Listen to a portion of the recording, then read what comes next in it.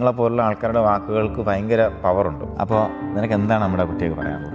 എനിക്ക് പറയാനുള്ളത്, എൻ്റെ അമ്മ വേണ്ട വേണ്ട പറഞ്ഞിട്ടുണ്ടായിരുന്നു. പക്ഷെ ഇപ്പോൾ എൻ്റെ അമ്മൻ്റെ മുഖത്തൊരു ചിരി കാണുന്നുണ്ടല്ലോ, അത് മതി എനിക്ക്. അതാണ് എൻ്റെ ഇൻസ്പിറേഷൻ ശരിക്കും പറഞ്ഞിട്ടുണ്ടെങ്കിൽ.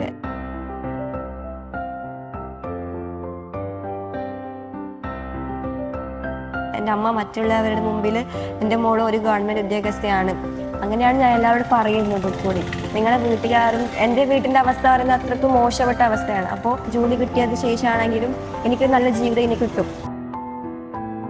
ഫസ്റ്റ് വന്നപ്പോഴും നമുക്ക് ഈ പറഞ്ഞ പോലെ ഇവർക്ക് അഡ്മിഷൻ കൊടുക്കണമെന്നുണ്ടെങ്കിൽ നമുക്ക് ലോക്കൽ ഗാർഡിയൻ വേണം. അങ്ങനെ സങ്കടമായില്ലേ? ആദ്യം സങ്കടമായിട്ടുണ്ട്.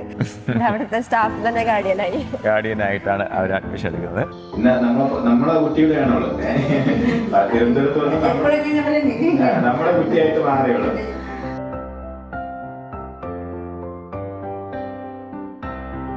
Junior cooperative inspector success story series സഹകാരി റേസ് ബസ് കണ്ടിന്യൂ ചെയ്യുകയാണ്. ഇന്ന് നമ്മൾ പരിചയപ്പെടുന്ന 30ാം റാങ്ക് ഹോൾഡറായിട്ടുള്ള കാവ്യശ്രീയാണ്. കാവ്യശ്രീ വളരെ സ്പെഷ്യലായിട്ടുള്ള ഒരു കാൻഡിഡേറ്റ് ആണ്. കാരണം ഹർഷിത ആൻഡ് കാവ്യശ്രീ രണ്ടുപേര് ഒരുമിച്ച് കാസർഗോഡ്, ശരിക്കും പറഞ്ഞാൽ നമ്മുടെ മംഗലാപുരം അല്ലേ, ബോർഡറിൽ നിന്നും നേരെ ഇങ്ങോട്ട് തിരുവനന്തപുരത്തേക്ക് വരികയും അതുപോലെ വന്ന ലക്ഷ്യം അതുപോലെ നിന്ന് പൂർത്തീകരിച്ച് ഒരു ജോലിയോടൊപ്പം അതിൻ്റെ കൂടെ ഒരു ജോലിയും കൂടെ ചെയ്ത് ആ ലക്ഷ്യവും പൂർത്തീകരിച്ചു. എങ്ങനെ 2 റാങ്ക് ലിസ്റ്റിന് വേണ്ടിയാണ് വന്നത്. ഏതിനു വേണ്ടി വന്ന മെയിനായിട്ട് മോളെ? ആദ്യം വന്നത് CSCB നേടാൻ വന്നത്. CSCB പിന്നെ എഴുതിയല്ലോ. അപ്പോഴത്തേക്കും JSC എന്നുള്ളൊരു സ്വപ്നം തലയിൽ വന്ന് കയറി. അപ്പോൾ ഒന്ന് JSCI, 2 കേരള ബാങ്കിൽ ഇപ്പോൾ അഡ്വൈസ് കിട്ടിയല്ലേ. അപ്പോൾ നമുക്ക് അടുത്ത JSCI വന്നപ്പോഴത്തേക്കും അടിച്ച് കയറി ആദ്യത്തെ പരീക്ഷ 30ാമത്തെ റാങ്ക്. അന്ന് നിനക്ക് ഈ മാർക്ക് കിട്ടുമെന്ന് ഉറപ്പുണ്ടായിരുന്നു അല്ലേ? അതുകൊണ്ടാണ് കേരള ബാങ്ക് എന്ന് ചവിട്ടിയത്. ഓക്കെ. ഹർഷിതയായിട്ട് എങ്ങനെയാണ് പരിചയം? നേരത്തെ ഡിഗ്രി ഒരുമിച്ച് പഠിച്ചാണ്. അപ്പൊ ആരുടെ ഐഡിയ ആയിരുന്നു ഇവിടെ വിട്ടു തിരുവനന്തപുരത്തേക്ക് പോകാനുള്ള ഐഡിയ ആർക്കുള്ളായിരുന്നു? ഹർഷിതയുടെ തന്നെ ആയിരുന്നു ഐഡിയ. വരുന്നോന്ന് ചോദിച്ചു, ഞാൻ ഒരുമിച്ച് വന്നു. വേറെ ഒന്നും ആലോചിച്ചില്ല. അപ്പൊ അന്ന് നമ്മളിപ്പം ശരിക്കും ട്രിവാൻഡ്രത്ത് തന്നെ പോകാതെ ഒത്തിരി സ്ഥലമുണ്ട്, നമുക്ക് പഠിക്കാനുള്ള ഓപ്പർച്യൂണിറ്റി ഉണ്ട് പല സ്ഥലങ്ങളിലായിട്ട്. ട്രിവാൻഡ്രത്തേക്ക് തന്നെ വരാൻ കാര്യം എന്തായിരുന്നു? നമ്മള് കുറെ ക്ലാസ് കണ്ടിട്ടുണ്ട് മുമ്പ് തന്നെ. രാജേഷ് സാർ ആയാലും നിങ്ങളതായാലും ക്ലാസ് കണ്ടിട്ടുണ്ട്. നിങ്ങളെ മോട്ടിവേഷൻ ആയാലും നമുക്ക് നല്ല ഒരു പോവാന്നുള്ള തോന്നി. നല്ല ക്ലാസ് ആയിരുന്നു എന്ന്. അങ്ങനെയാണ് ഹർഷിത ഒരു ദിവസം പറഞ്ഞു പോവാന്ന് ഫിക്സ് ചെയ്തു പുറപ്പെട്ടു എന്നുള്ളതാണ്. സാർ ഒരു വാക്ക് പറഞ്ഞിട്ടുണ്ടായിരുന്നു അന്ന്, വാ മക്കളെ കയറി വാ നോക്കാന്ന് പറഞ്ഞായിരുന്നു. പക്ഷെ കയറി വന്നപ്പോഴത്തേക്കും അവർ ഒറ്റയ്ക്കായിപ്പോയി അല്ലേ? ഇവർ 2 സുഹൃത്തുക്കൾ മാത്രം വന്നത്. ഹർഷിതയ്ക്ക് ഗാർഡിയൻ കാവ്യശ്രീയും, കാവ്യശ്രീക്ക് ഗാർഡിയൻ ഹർഷിതയും. അങ്ങനെ ഒരു കഥയായിട്ടില്ല സാർ. ഫസ്റ്റ് ദിവസം തന്നെ സഹകാരിയിലെല്ലാവരും അല്ല. എന്നാലും ഫസ്റ്റ് വന്നപ്പോഴും നമുക്ക് ഈ പറഞ്ഞ പോലെ ഇവർക്ക് അഡ്മിഷൻ കൊടുക്കണമെന്നുണ്ടെങ്കിൽ നമുക്ക് ലോക്കൽ ഗാർഡിയൻ വേണം. അങ്ങനെ ഒരു സങ്കടമായില്ലേ? ആദ്യം സങ്കടമായിട്ടുണ്ട്. സാറ് പറഞ്ഞ ഗാർഡിയനിലത് എങ്ങനെയാ എടുക്കുന്നു.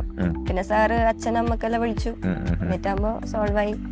അവിടുത്തെ സ്റ്റാഫ് തന്നെ ഗാർഡിയനായിട്ടാണ് അവർ അഡ്മിഷൻ എടുക്കുന്നത്.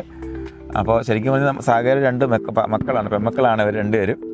അതുപോലെ നമുക്ക് പഠനത്തിനോടൊപ്പം സഹകാരിയുടെ റിസർച്ച് വർക്ക് എപ്പോഴും നമ്മൾ എടുത്ത് പറയാറുണ്ട്. നിങ്ങൾ JSCIയിൽ പഠിച്ച കാര്യങ്ങൾ അല്ലെങ്കിൽ കേരള ബാങ്കിൽ നിങ്ങളെല്ലാവരും പഠിച്ച കാര്യങ്ങൾക്ക് പിന്നിൽ വലിയൊരു ടീം വർക്ക് ചെയ്തിട്ടുണ്ട്.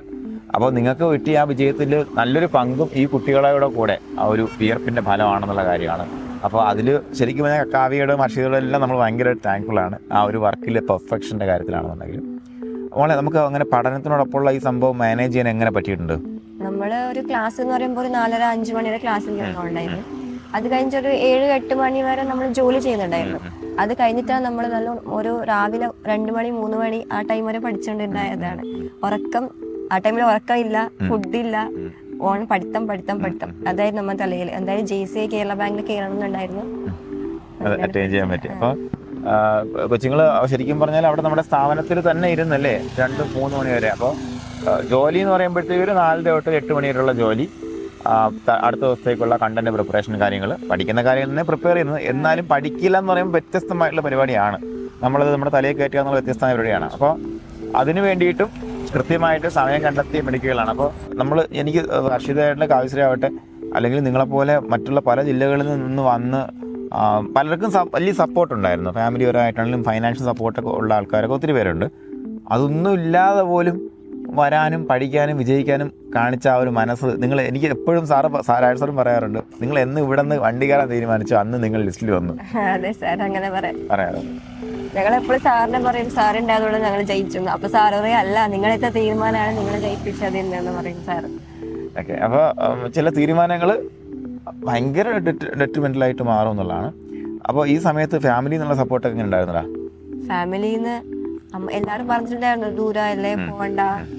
പിന്നെ എൻ്റെ ചേച്ചിയായിരുന്നു നല്ല സപ്പോർട്ട് തന്നത്. ചേച്ചി അപ്പം പ്രഗ്നന്റ് ആയിരുന്നു. എന്നാലും ചേച്ചി പറഞ്ഞു, നീ പോണം, എന്തായാലും പോണം, എഴുത്ത് നീ ഒന്നും ആലോചിക്കണ്ട, ഞാനുണ്ടല്ലോ.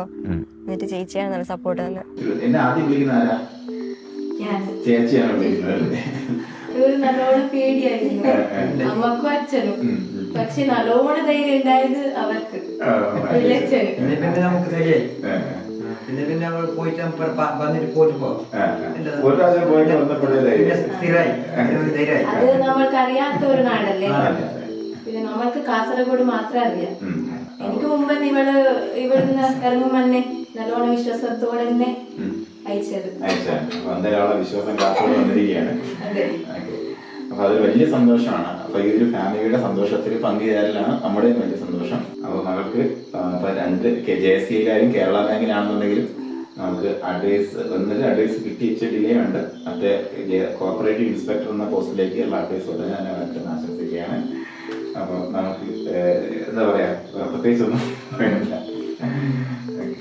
ഓക്കെ, അപ്പൊ അച്ഛൻ എന്താണ് മകളെ കുറിച്ച് പറയാനുള്ളത്? മകളെ നമ്മളെ എല്ലാവരും മക്കൾ ഒരേ പോലെ ഫസ്റ്റ് ക്ലാസ് പഠിച്ചോണ്ട് ചെക്കയും ഇങ്ങനെ ഒരു നാളെ പഠിച്ചിട്ടാകുമ്പോ ഇപ്പൊ സൂപ്പറായിട്ടുണ്ട് ഹോസ്പിറ്റലിൽ. പിന്നെ ഓട് പിന്നെ പറയാനല്ല മത്സരം കൊണ്ടുപോയി ഞാൻ അവരുടെ കൊണ്ടപ്പോ ആളെ പറഞ്ഞു എനിക്ക് മതി മോളെ മത്സരി സുബരെ കൊണ്ടുപോയി ഓരെ കൊണ്ടുപോയി ചെക്കൈ മാത്രം കൊണ്ടുപോയി ബാക്കി ഞാൻ അവരെ കൊണ്ടുപോകും എത്തിക്കെട്ടി. അപ്പോൾ വലിയൊരു ഇപ്പോൾ വിജയത്തിൻ്റെ പിന്നിലും ഒരു ഫാമിലിയുടെ സാക്രിഫൈസ് എല്ലാം ഉണ്ട്. അപ്പോൾ എനിക്ക് ഇത്രയേ ഉള്ളൂ, നീ പറയുന്ന വാക്ക് കേൾക്കാൻ ഒരുപാട് കുട്ടികൾ തയ്യാറാവും. അപ്പോൾ നിങ്ങളെപ്പോലുള്ള ആൾക്കാരുടെ വാക്കുകൾക്ക് ഭയങ്കര പവറുണ്ട്. അത് അനുഭവത്തിൻ്റെ അതിൽ നിന്ന് വന്ന സഫറിങ്സിൻ്റെ ഒക്കെ പവറുണ്ട്. അപ്പോൾ നിനക്ക് എന്താണ് നമ്മുടെ കുട്ടികൾക്ക് പറയാനുള്ളത്? എനിക്ക് പറയാനുള്ളത്, അന്ന് എൻ്റെ അമ്മ വേണ്ട പറഞ്ഞിട്ടുണ്ടായിരുന്നു. പക്ഷെ ഇപ്പോൾ എൻ്റെ അമ്മൻ്റെ മുഖത്തൊരു ചിരി കാണുന്നുണ്ടല്ലോ, അത് മതി എനിക്ക്. അതാണ് എൻ്റെ ഇൻസ്പിറേഷൻ. ശരിക്കും പറഞ്ഞിട്ടുണ്ടെങ്കിൽ എൻ്റെ അമ്മ മറ്റുള്ളവരുടെ മുമ്പിൽ എൻ്റെ മോള് ഒരു ഗവൺമെൻറ് ഉദ്യോഗസ്ഥയാണ്, അങ്ങനെയാണ് ഞാൻ എല്ലാവരോടും പറയുന്നതും കൂടി.